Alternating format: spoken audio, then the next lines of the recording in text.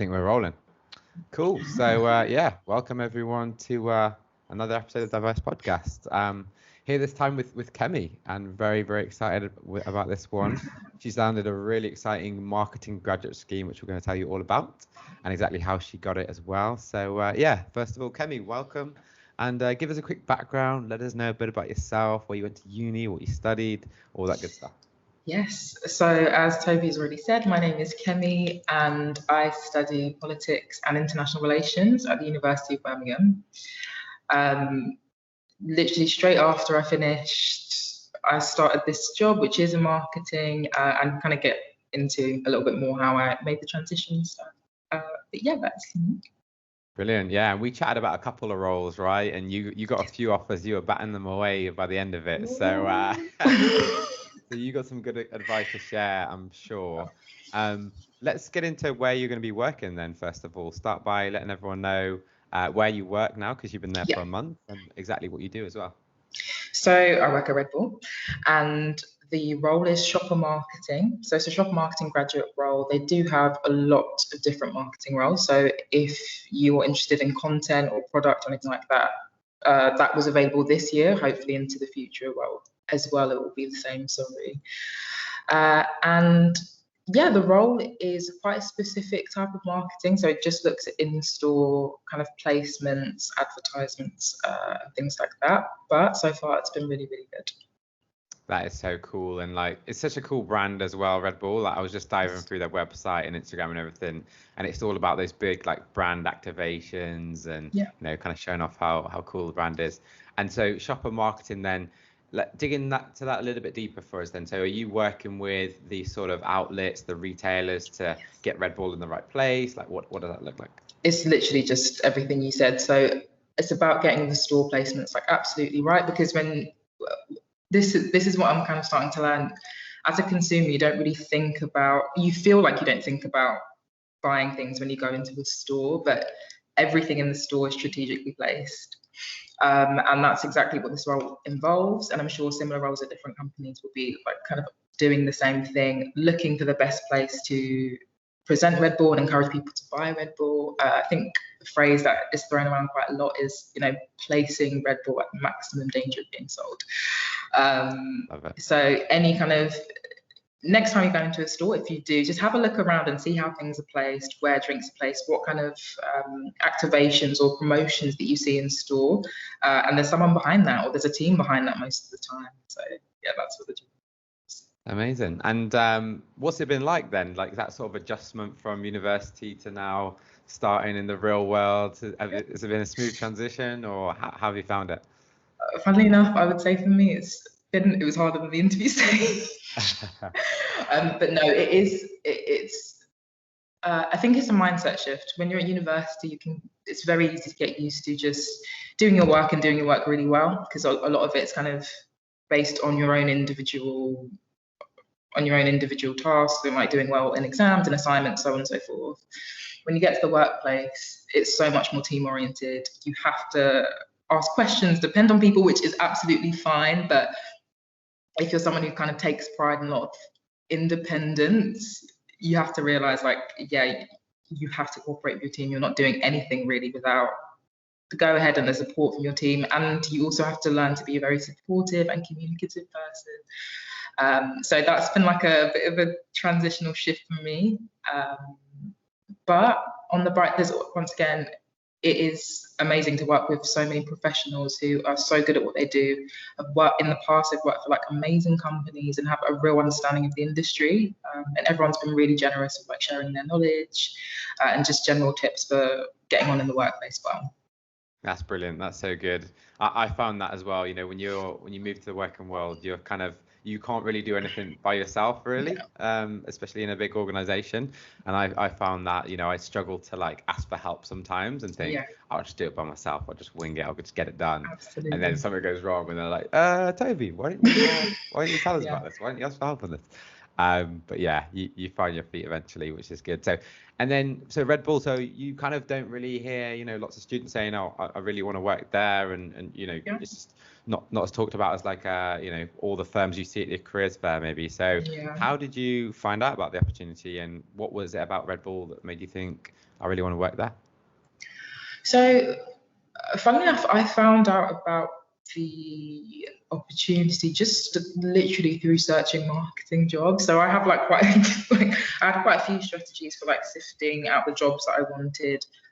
The ones that were initially like high priority for me were companies that I'd interviewed with in the past, and I was really interested for like to work with them again or work with them for the first time if I hadn't been successful in the past. But this one was literally just a straight search into Google. It just so happened to come up. I was like, I had no idea that Red Bull did a graduate scheme, but I was literally like, I'll throw my hat in the ring, because honestly, initially I was like, am I like a Red Bull type of person? But that doesn't exist. There is no one person that works at a company.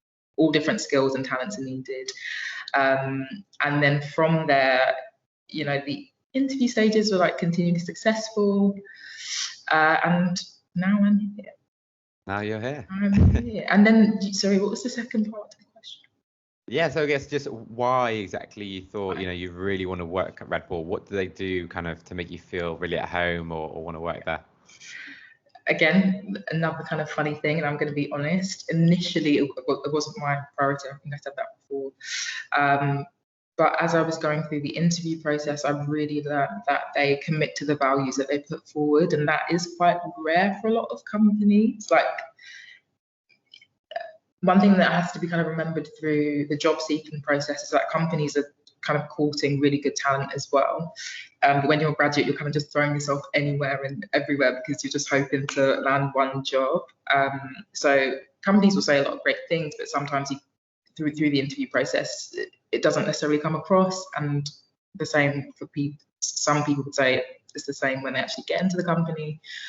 With Red Bull, every single interview stage, I learned something new about them, and I felt the people that I interacted with were genuine in terms of the values that Red Bull has, which is kind of very much people oriented, community oriented, energy oriented. So a lot of fun things that go on, and I found that all to be true, like being here for the month. Brilliant. So I guess straight off the bat, I mean, before we sort of get into the application process and your advice, I'm sure there's lots of people listening thinking, okay, I'm really excited now. How do I get a job at Red Bull? So we'll kind of give you some application advice, certainly. But those values you mentioned, they seem really in keeping with the Red Bull brand as well, which is cool. So far, I'm kind of hearing, you'd probably want to project that as well in the application process, right? You want to be really sort of outgoing if you can, confident, and those sorts of things. Definitely, yeah. But ultimately, I would say be yourself first and foremost. So for any company that you go for, make sure that the values that they're putting forward, you actually align with them in some way, or like in some shape or form. Because honestly, I'm relatively outgoing, depending on the context, but I'm definitely not the most outgoing person in the room a lot of the time. And I thought that might be something that would hold me back throughout the process, but actually no, because I managed to express my energy in a way that's like honest and genuine to who I am, and express what I'm interested in and my talents in a way that kind of clearly Red Bull thought, yeah, we could use her on the team. So it's a balancing act. I do think be true to yourself, because that will always come through, especially when it comes to hiring people, because a lot of it is about kind of the type of person you are, along with your actual kind of hard skills. But if you can, make sure to emphasize those areas or aspects of your personality that really do align with brand values and company values in the interview. Be a bit more deliberate about it, and they'll latch onto it. Yeah, that's what they're kind of trained to do, the HR professionals. Absolutely. So, and I'm jumping around here already. You can see I'm disorganized today. You mentioned earlier on you've got like systems for your applications. What does that look like? I'm intrigued by that. I like a good system. I do have systems. What are we talking here? For me, just Excel, good standard way to do it. I started this system actually when I was looking for internships last summer, so the summer before I graduated, and it was just a whole list of companies that I wanted to apply for, everything I knew about the application stage so far, and then like how I was progressing. So have I, done the initial have I done the initial application? Have I done the interview? Have they given me a rejection? All of that stuff is documented. And I did the same thing this year, like starting third year, with a list. Some of the companies I continued on, some like completely new companies. And that was just a good way to keep track of your progress. Also, it's really helpful to reflect. So you can see how far you get on certain applications, and then think to yourself, what is it that I did in these applications that was successful, and apply it again and again. And I found that was super, super helpful. It was really, really helpful. Yeah, I like that a lot, because that way you can just keep really organized, because it can be a bit draining doing all these applications, right? And then you can look at it and say, okay, for these, you can put them in green and say, okay, for all of these, I've got past the application process, I got to an interview. Let's look at those CVs and cover letters. What did I like about that? Let me replicate that moving forward, and that sort of thing. And you can get really organized. So we're right now recording this in August 2021. And so, lots of graduate schemes are kind of just starting to open up now. And this is a good time to kind of register your interest, so you know exactly when they open up, because there's big advantage to applying early. So if you're organized, it just makes that so much easier. So true. Sure. And as well, like my emails most of the time are an actual swamp. Like everything from marketing emails to things that I've forgotten to unsubscribe from. If you have that list, you can always assure that there's been a response, or you can kind of note, oh my gosh, they were supposed to get back to me, they haven't said anything. Maybe I can chase them up, if depending on like what type of company they are and what stage you're at. So yeah, it was really good to just have that tracker, and I have it now, and I can look back on it as well and be like, oh wow. Well, you can send us that tracker as well. We'll put it in the show notes. Everyone's benefiting from this, right? You've got your job, right? So you can share the wealth. I would need a little bit of payment compensation. They're joking. I can give out. You can negotiate that after this. Let's jump into the application process then. So why don't you explain, for anyone who is listening or watching, keen to get a job at Red Bull, what kind of things can they expect in the application process, and what do you think you did well at each stage? Okay, so for this particular role, actually comes about every 1.5 years, because it's on an 18-month rotation. However, just kind of speaking to some of my colleagues, the interview process is quite similar. So you have the written application, which is the first kind of hurdle to pass before getting to what they chose to do this year, which is a bit different from what they typically do because of COVID, of course. We had a higher view stage interview, so like they give you preset questions, you respond to them. Then I had in-person video interview, isn't the higher view? A video, higher view, And so yeah, they give you like between 30 seconds and 2 minutes to answer a question. You answer it, send on, go into the next question. After that, it was an in-person interview, not in-person, but video call interview with my kind of now line managers, I guess, or the people who are kind of head of your respective department. And then the final stage was an assessment center, and that was really, really intense. Surprisingly, actually less intense than what they normally do, but I don't think that's something I could say. But it is, if you get that far in the interview stage, there is a really, really, really good surprise for anyone who's successful up to that stage, typically, if not for COVID and stuff. Awesome. Well, we'll leave it there as a bit of a teaser. But that was really vague, but okay. It's a good teaser. That's a good incentive for people to get their applications in for the Red Bull grad schemes, of course. So, but yeah, let's jump back then to the beginning. So, written application. What do you think you did well there? Was there lots of research, or was there anything you did to stand out and be a little bit different, do you think? Yeah. So with my written applications as well, I do have like a standard format that I follow. I wouldn't write the exact same thing for every single cover letter or every single like specific application I do, but I have like certain things that I always try to put into that initial application. And I start off with kind of explaining my interest in the company and kind of citing something specific they've done that that drew me in, that made me want to work there. So with Red Bull, I'm sure quite a lot of people know they've got their kind of classic cartoon. Red Bull gives you wings. That one. Red Bull gives you wings. Yeah. And that cartoon's, I genuinely have Like that forever, cartoon right? so forever. Yeah, it's so distinct, and it's just something that I dropped in that initial paragraph, which, like, kind of after speaking to some of my managers, I think was quite helpful for getting my application through, because it didn't show like a bog standard kind of template oriented application. It was really catered to the job, and also expressed an interest in the industry that I wanted to get a job in. From then on, I kind of discuss what talents, skills, and values I think aligns with their company, and why I think they should take me on to the next stage. And then I wrap up with just like a nice little thank you, sign off.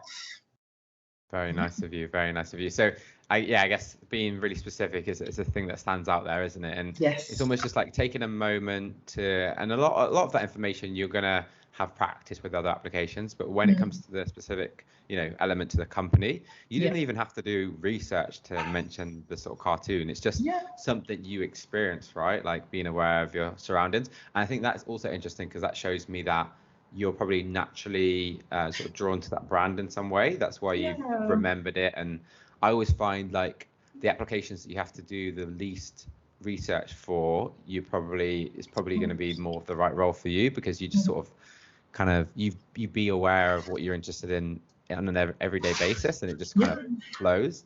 So that sounds really good. And then, so higher view, then everybody absolutely hates I don't mind them, but higher view, if you're out there listening, but most people hate those higher view video interviews. I think in general, just because they seem a bit like ruthless, and there's no feedback loop, and you're just whenever else you just like talking to yourself, other than what I do maybe with my videos, podcast stuff. But it's rare that you do that, right? So what did you think you did well? Like, were you confident going in? How do you feel? So I actually really like higher view interviews. Okay. I do. It's something, obviously, first of all, I can do it from the comfort of my own room, and that's where I'm most comfortable, or like wherever I choose to do it most of the time, it is my room, or like when I was at uni, just kind of like a quiet space.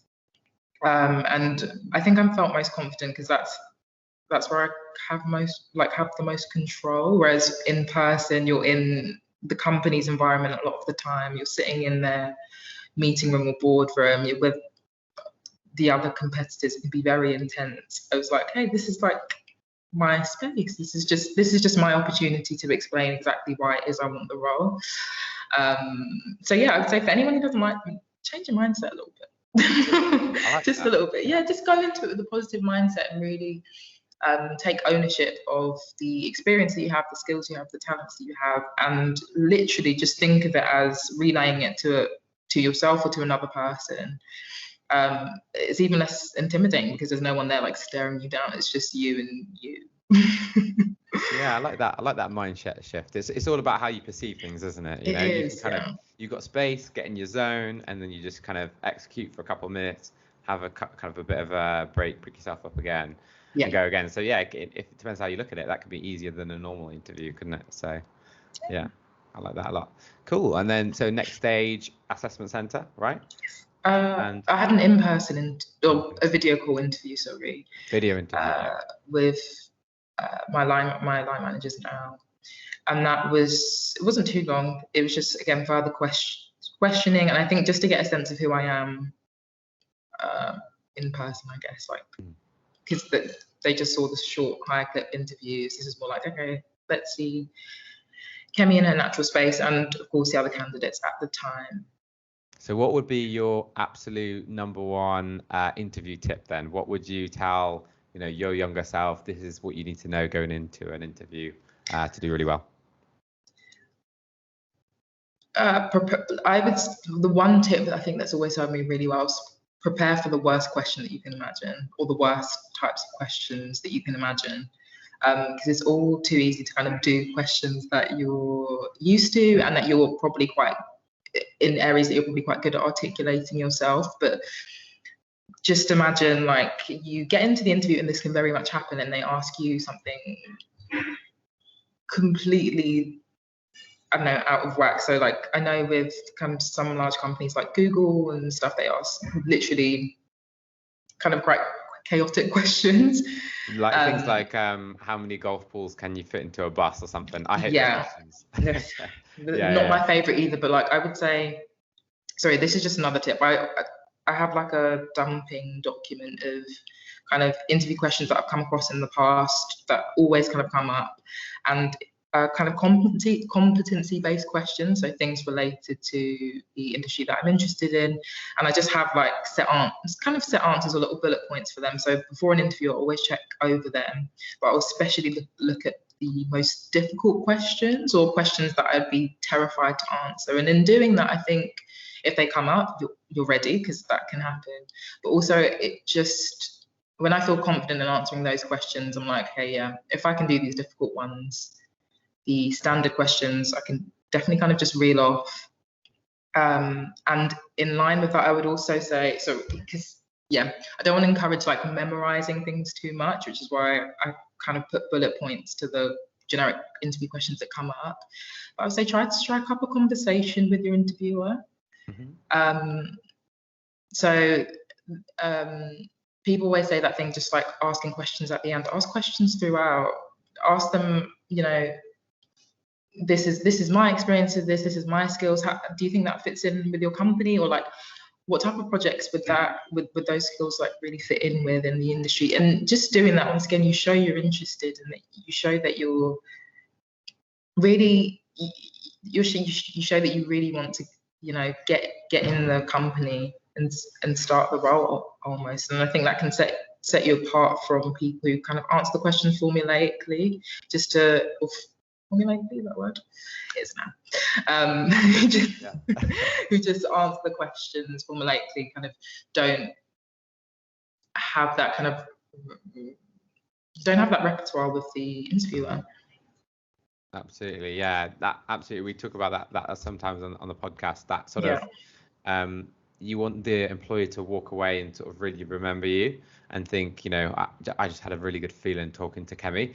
And it's much harder to do that when you go through that standard sort of back and forth. So I really like that. Ask questions during, and that shows as well that it's like, well, I'm actually checking you out as well to see if this is the right fit for me, which employers massively appreciate. I think maybe students or graduates maybe not as aware of this. They kind of always thinking, oh, it's just me asking for them for a job, and that's kind of how it is. They want to know if you really are going to be a good fit for them. Otherwise, you know, you might leave fairly early on, or you might not enjoy it, or you're not going to perform well, right? So asking those questions, like probing them a little bit, can come off really well, because that shows you've thought about it. It's not like, oh, I just need this job, otherwise, you know what I'm saying? So true. And and it just also shows that you're listening to and you're present in the interview at the moment. And I know a lot of people don't like interviews, and I completely understand it because it's a daunting process.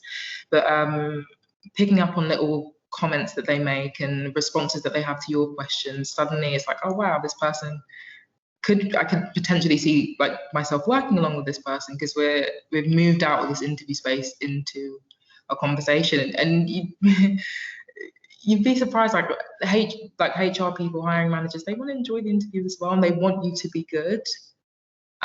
So always remember that they are on your side, they are rooting for the best candidate. And I think that kind of mindset shift also really helps you, because you don't feel like you need to impress anyone, or you just don't feel the nerves associated with having to prove yourself. You're more thinking, do you know what? I've gotten this far because they like something about me, and now I'm just going to affirm that to them and confirm it to them with this conversation. Exactly. Have that self-confidence, you know, especially later in the process. You know, they've already put a bet on you, you know, in terms of their time and resources. So roll with that, definitely. And then finally, assessment center. So tell us, like, what did you do well, do you think, in the assessment center to get over the edge, just get over the final hurdle there? What do you think you did well? This is a tricky one, because for the assessment center involved some kind of individual presentations and some group-based activities, which I think every standard assessment center does involve. So I can't actually compare myself in certain areas. I would say with the individual based presentations, really preparing well, just reading up on exactly what it is they want you to do. You don't have to know everything, especially as a graduate. They're completely aware you're not an industry expert, but if you can show your creativity or whatever skill that they're looking for throughout your presentation, they'll pick up on that immediately. And for the group assessment, I have, like, my line managers gave me amazing feedback as soon as I joined, which is another really unique thing about Red Bull. They care about their employees, and I think everyone who got up to a certain stage got like this detailed feedback pack, which is fabulous, really fantastic. But the group activity I actually wasn't that good at. I did not do too well at that, in the sense, I think, as opposed to other group activities that people experience, no one in my group was very keen to be a leader. So everyone was super reserved. Everyone's kind of holding back a lot of umming and ahhing, when I think what they wanted to see was a little bit more forwardness and a lot more communication. So not about knowing the right answer. There is no right answer with these group activities. That's not the point, but it is about showing how you work in a team environment.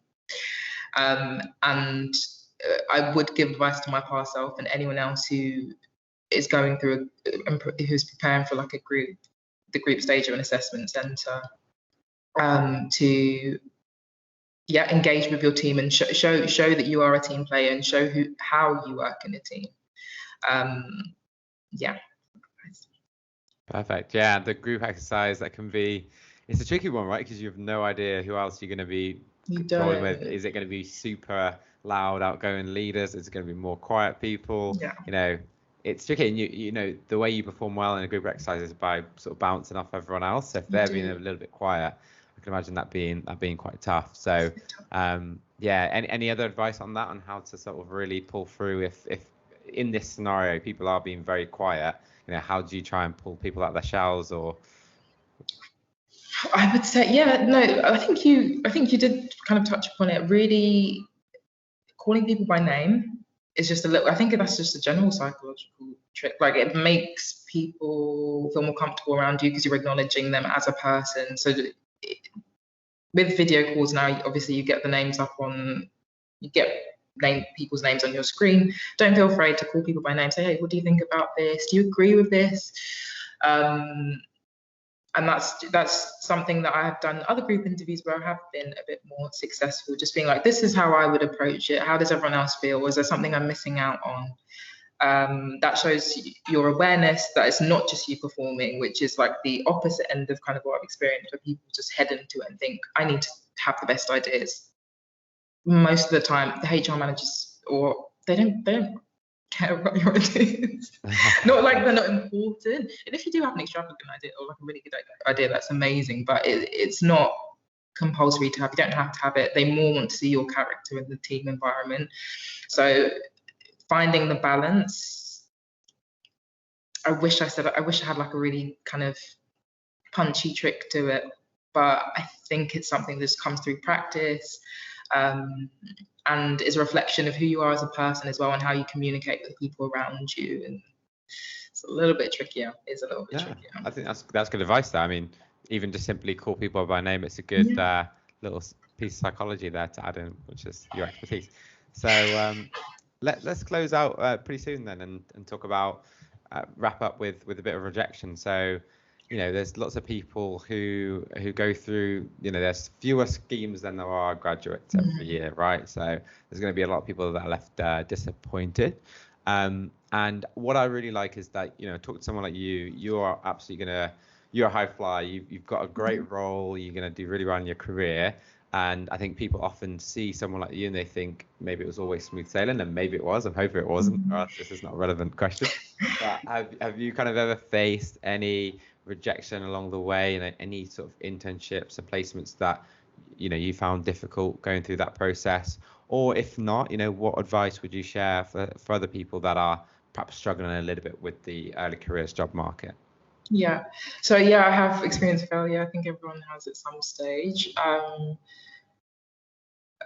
would say one of the most difficult moments I had was kind of last summer. I was really gunning for an internship before I started third year because I thought that would be a safe bet for when I am applying for graduate jobs and entry-level roles. Didn't get one. Just didn't happen.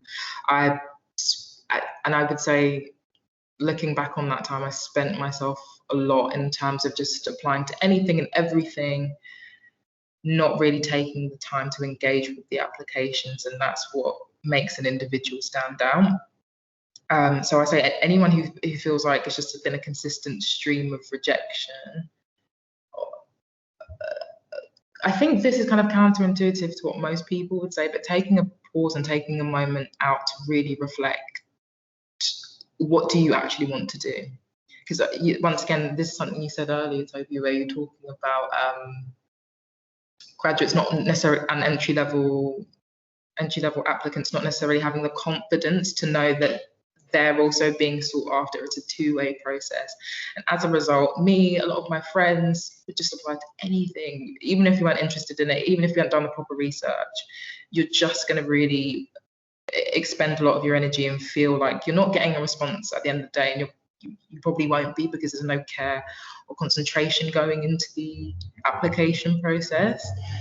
So yeah, anyone who's going through rejection, the only advice I'd have right now is actually take a break, take a week off, 2 weeks off, have a bit of reflection and think, what is it that I've been doing well? What is it that I've been doing not so well that I need to improve on? Is there a certain hurdle that I keep on falling down on, that I can kind of get advice from someone who has been successful at that stage? Don't be ashamed to ask for help as well. That is exactly what things like this are for.